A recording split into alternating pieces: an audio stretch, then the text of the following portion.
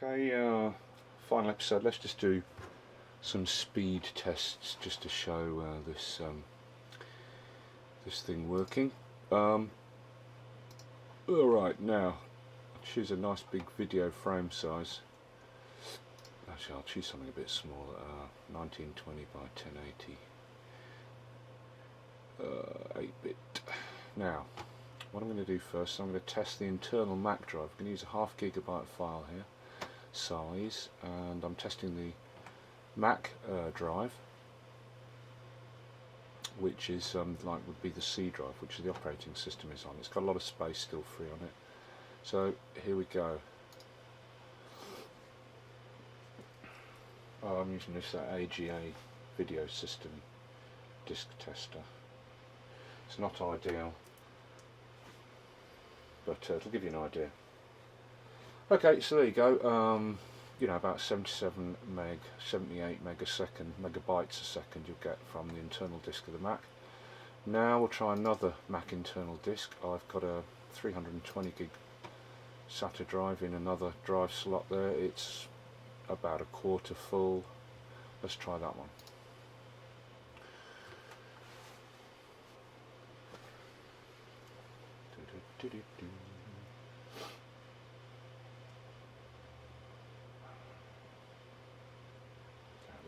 About 78, 77 megabytes a second. Okay, now let's try the MyBook. So Western Dig MyBook, 1 terabyte.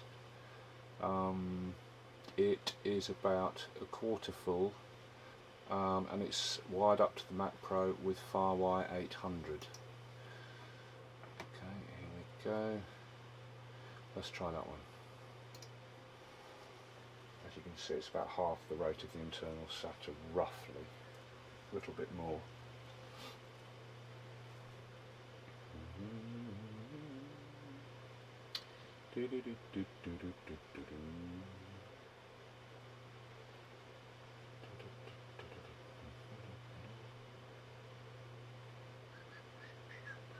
Okay, and now let's try the G speed. There we go. See, there's a pretty substantial jump there, and how fast it's reading that 1/2 GB and writing that 1/2 GB. So you're looking at almost a 3 times increase there. Okay, here we are at Logic Pro, and I've got 255 tracks, and each one's got a 2496 file on. Now, obviously, I didn't have time to create 255 or 256 completely different 2496 audio files. So what I did was I took a 2496 audio file and I made 255 copies. So those individual copies, which are, each one is a unique file, it just happens to have the same contents, yeah, are loaded onto these 255 Logic tracks. So the GSpeed-ES is delivering 255 unique audio file tracks through the system. Okay, so let's, the other thing is I've got it set to the internal audio device, not the Apogee Duet, which is wired up to the system, just so the sound will come out of these speakers, right, rather than having to wire up the monitoring. So let's hit play. I'm at bar 40. Okay, so hit play. There'll be a bit of a pause. Here we go.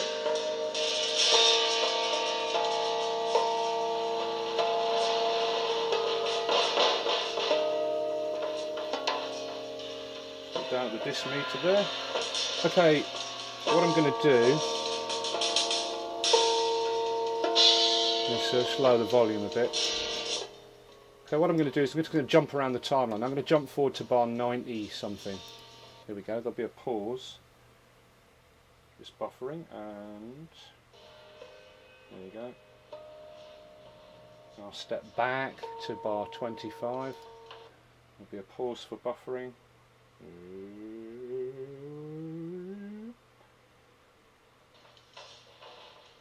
And we're off again. So you can see, you know, it's quite adequately coping with delivering 255 tracks of 2496. I'll tell you what I'll do, I'll just still wire up the Apogee and see if that makes any difference. It shouldn't, but it might make some difference in terms of the amount of buffering. I don't know. Hang on. Let me just pause the camera. I've got the duet wide up on its lowest 32 samples and a medium buffer. Let's try playing. You won't hear any sound. Still a pause, and off we're off. But you can see down there, I'll just move the camera down, the duet's playing. The files there. So yeah, you know, that's, you can see it's quite adequately coping with delivering 255 tracks of 2496 audio. Right, summing up. Well, the main thing is this noise issue. We've shown you that already, but this is, as explained in episode 2 of this review, this is not a brand new unit. But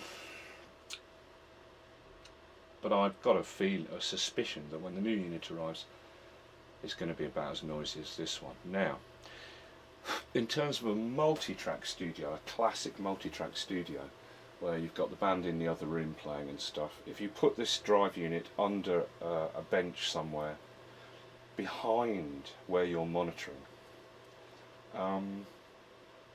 you know, it's not going to be a huge problem, I wouldn't have thought, in terms of the noise. But there will be a problem if you're trying to use this in some sort of self-contained home studio setup where you're playing in the same room as the computer. If the new unit turns out to be as noisy as this. So in that scenario, your only choice really is to change this rear fan. I can't really tell which of these, whether the bottom fan is making that much noise, to be honest. I mean, it's a bit hard to tell. Let me just,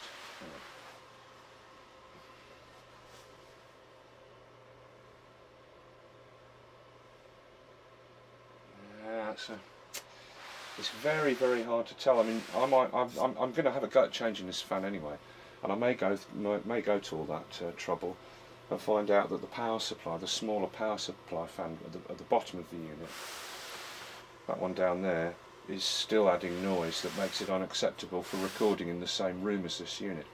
But the benefits of the amount of speed and additional tracks you're going to get for running a multi-track facility. So I'd say, in summing up, with the massive price increase we've seen due to currency fluctuations and stuff, it's not such good value as it was before. But still, there's very little choice on the market, and G-Speed is one of the best known players.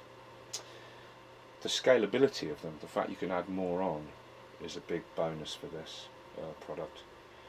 Just go out and buy another as and when your budgets allow. Otherwise, apparently you invalidate the warranty if you change the drives yourself, I've been told, which I said you could do in one of the previous episodes. You can do it, of course you can take out a sledge, as I showed in, I think it was episode 2 or episode 1, I think it was the episode 1. You can take out a sledge and you can quite easily change the drives yourself, but apparently you invalidate the warranty if you do that, so there you go. But you can do it nonetheless. So in summing up, it's a great product, even at the increased price. There's you know, not a huge amount of choices otherwise, but the noise factor, I would say, makes this, well, it makes it unusable for home recording, where you're playing in the same room and recording in the same room unless you put it in some sort of isolation cabinet or something.